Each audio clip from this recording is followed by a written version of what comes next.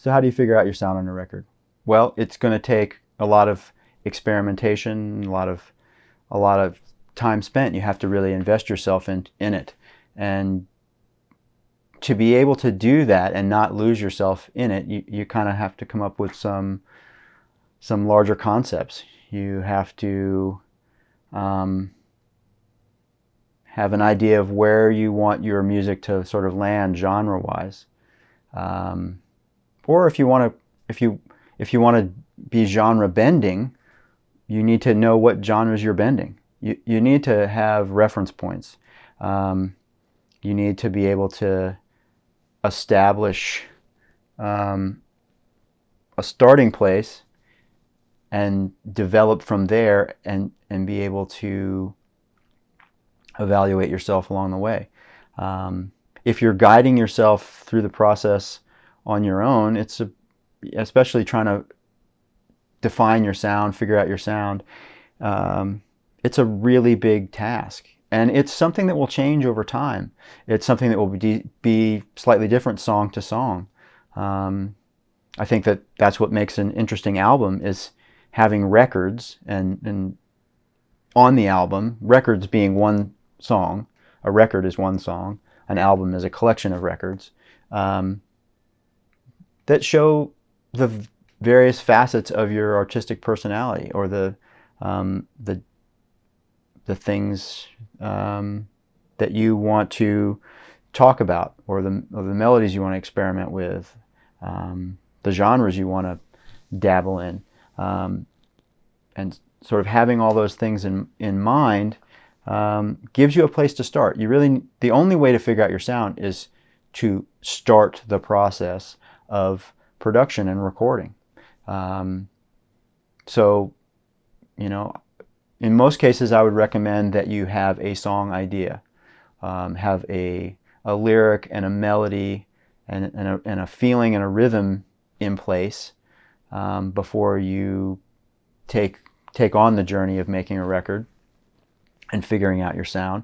But that's not always the case. Sometimes you have just an idea for one of those pieces, and you start the recording process, and you figure them out along the way. But getting back to defining your sound, figuring out your sound, you have to start the process, and you have to have things in mind, not just about genres or maybe what your influences are. Those are important. They're hugely important. But you have to decide where you want to go as an artist, in terms of, do you want to be simply a recording artist? Do you want to record and tour? Do you only really care about being in front of an audience? Because that also dictates. There's a difference between, if you just want to have an audience and be a performer, you don't necessarily have to make records that conform to some of the things that would dictate a more commercial opportunity. A lot of music is streamed now, and there's a lot of discussion with Spotify and some of these streaming services about skip rates and what holds people's attention, and what makes something interesting, and how it gets playlisted. Those are considerations. If you want to get a song on the radio, having something that's more than 3.5, 4 minutes at the max, that kind of excludes you from some of those opportunities. So there's a lot of things to consider. So projecting yourself out into the world and thinking about where it is you want to go as an artist really helps define how you can create your sound.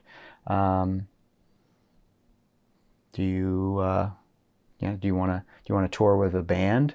Do you want to play to tracks? There's definitely a difference in the way that I would make a record for someone that wanted to tour with a band versus someone that wanted to tour with tracks, because there's just a different presentation going on, and I would want the record I'm making for the artist to I mean, first you have to put the song first and the production first, and make sure that the production is appropriate and accentuates and displays the power of the song.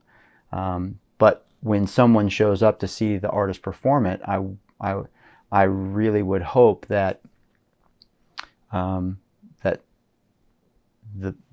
the person that came to the show to see the performance would feel like they got what was familiar to them, that that it wasn't such a different interpretation or such a different experience that they didn't feel like the two things were related.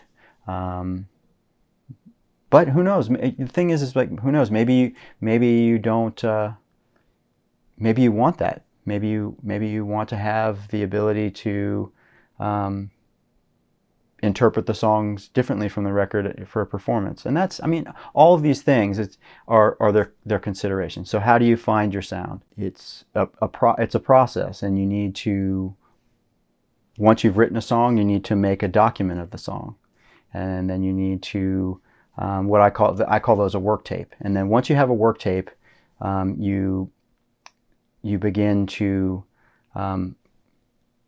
flesh it out. You know, add some other instrumentation to it. Add a drum pattern, and you know, the way a kick drum sounds, or the type of snare drum you choose, and how much, you know, reverb or effect you put on it, how much space or not, the lack of space, how you present those things.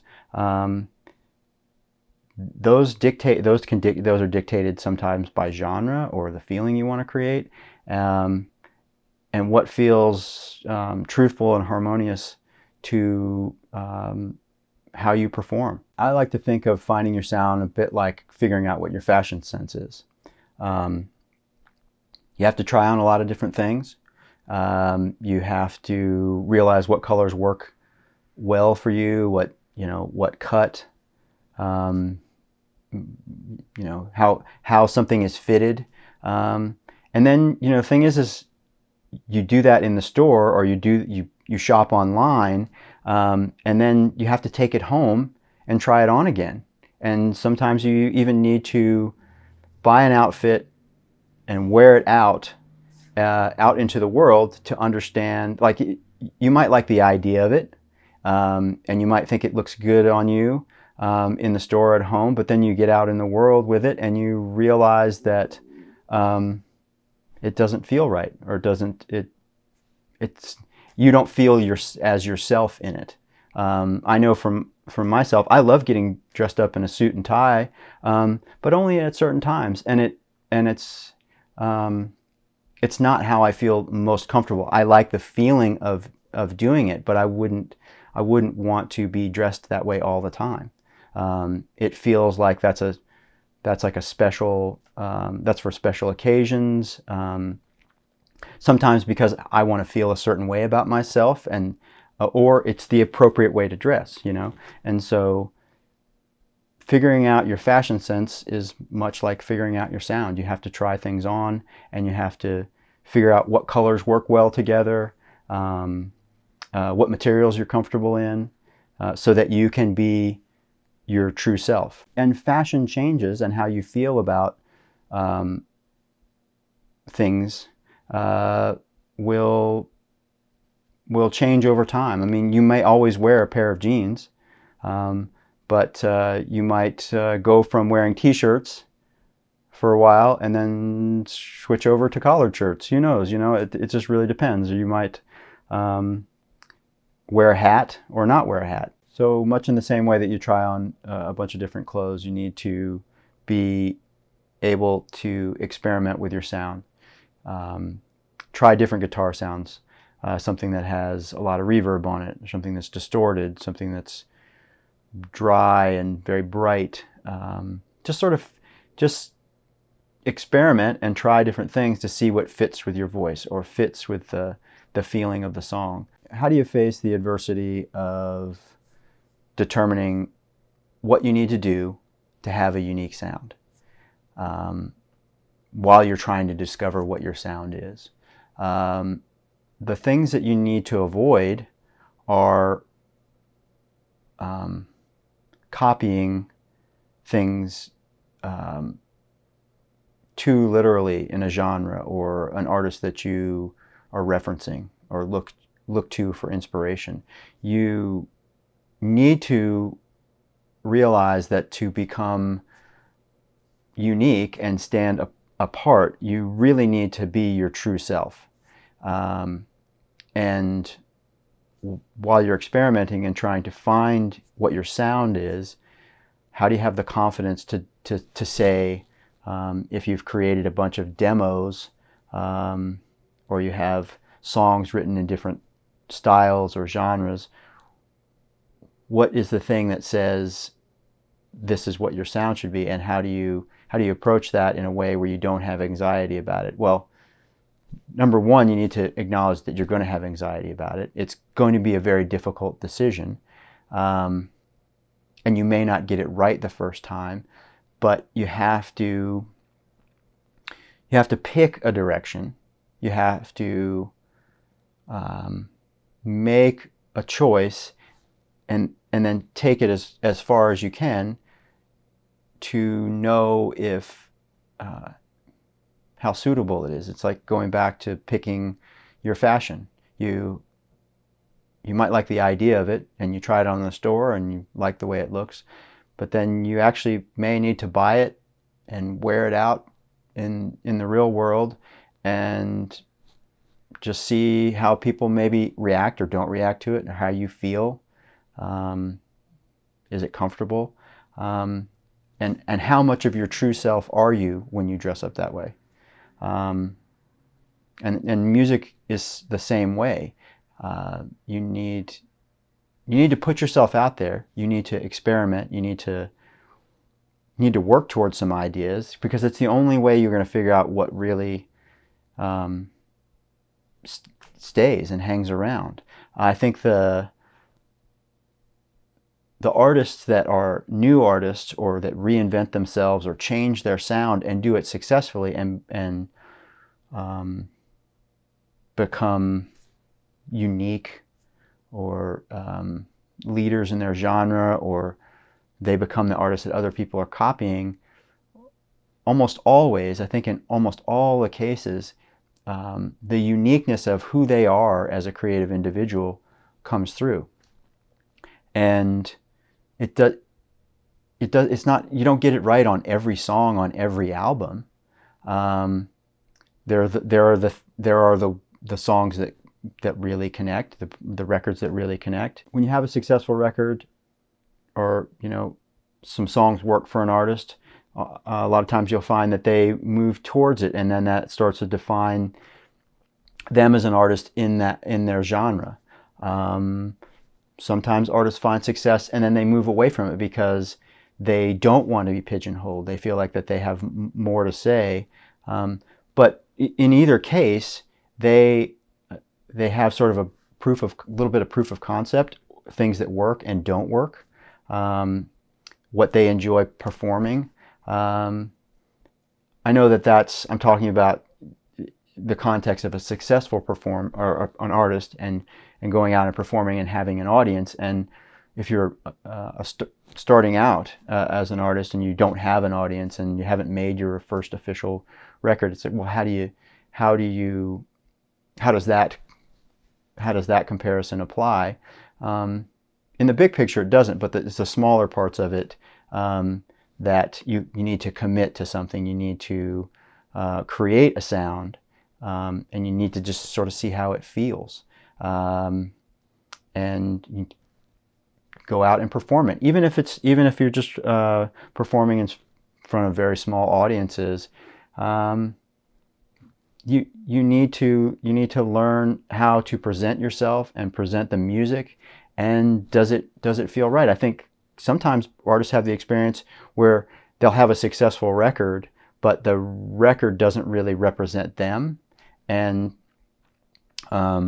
can kind of be a one-hit wonder, or they'll have a successful record that they don't want to play over and over again. They feel like the reason that maybe an audience shows up because of that one song isn't really who they are. and so they need to go through a process of change. And so on a smaller level, a more isolated, private level, you kind of need to do some similar work to find that out, and it's going to take time and expense to get there, and you're gonna have failures along the way. There's gonna be mistakes made. You'll make choices. You'll make choices that don't turn out the way you'd hoped, but it's a process of gathering information, and you really need to experiment with that. And in the record making process, there's margin for error. There should be margin for error, I guess you could say, where you need to commit to an idea. You need to commit to a sound. You need to pick something so that you can move forward, so you have a way to look back, so that you have a way to evaluate it. In the case of where you've written a bunch of songs and you have a handful of them demoed, but they all sound very different, well, maybe that's the kind of artist that you can be, but you've got to pick something to focus on and know how to move forward with. It really is a process of you've got to do the work and apply yourself, and then be able to step back and listen to it and share it with whoever you can, and sort of see. Oftentimes in the record making process, the songs that everyone's putting the most effort and hope into, they can suffer from all the expectation and focus that's put on them, because you get into a place where you're overthinking them. And then there'll be songs that no one's really watching that closely, and you're doing the work to complete the song and kind of get the vision around it, but it's maybe a song that is not viewed as like a single. And sometimes those songs surprise you the way that they turn out.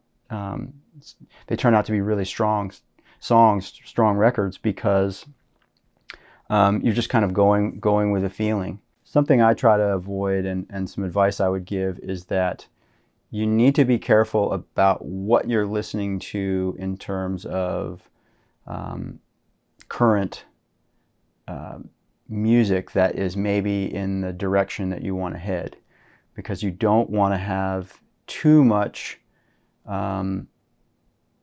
side-by-side comparison.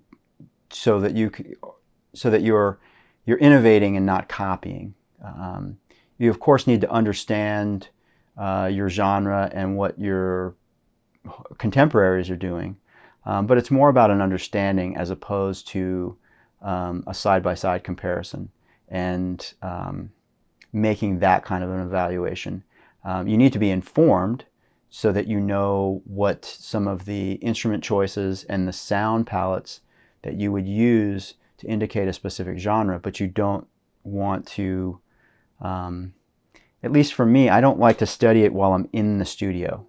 I would do the work on the record I'm making, and then I'd take it out of the studio and I'd listen to it, and then I would listen to maybe other things that it reminded me of, or what I wanted it to sit beside, and be out of the creative environment and just sort of be in a more passive, sort of observing environment. So you need to be informed, but you need to be careful about the way you compare your work to other work. I think it's important to listen to a lot of different kinds of music and find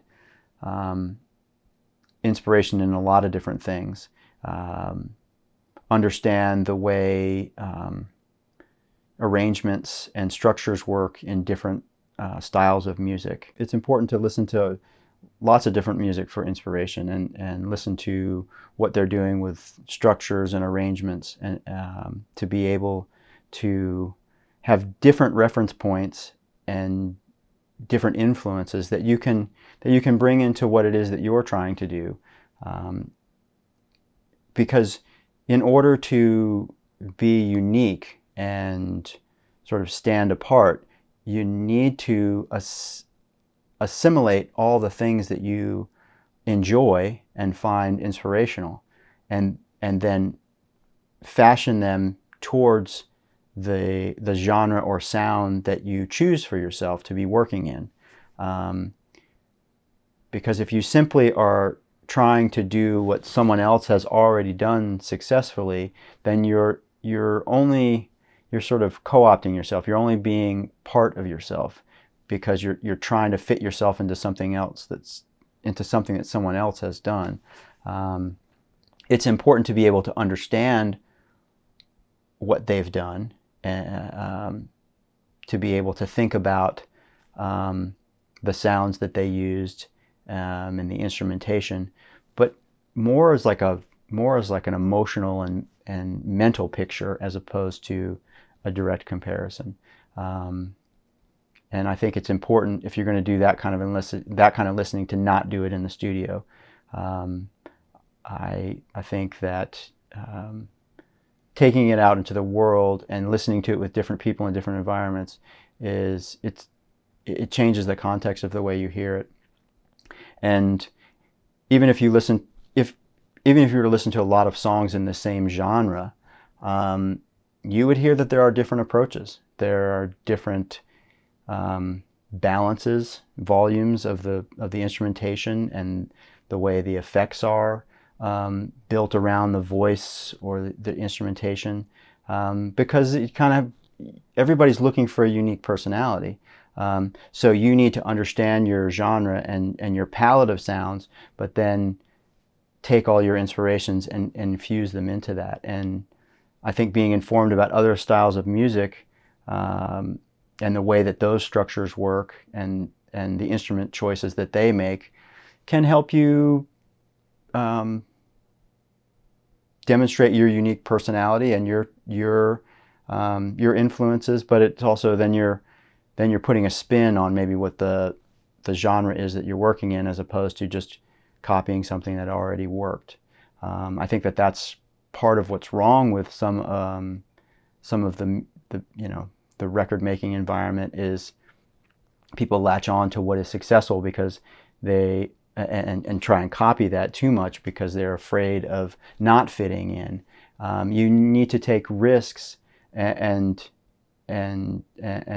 sort of set yourself apart, but be true to the genre. So be sure to have an understanding, but work a little bit in isolation as well, so that you're only focusing on your creative environment and your creative vibe to bring about something new and unique to you, and then evaluate it outside of the creative space and think about it outside of the recording environment, and then take those thought processes back in and revise the work and carry it forward, to determine what becomes a unique sound.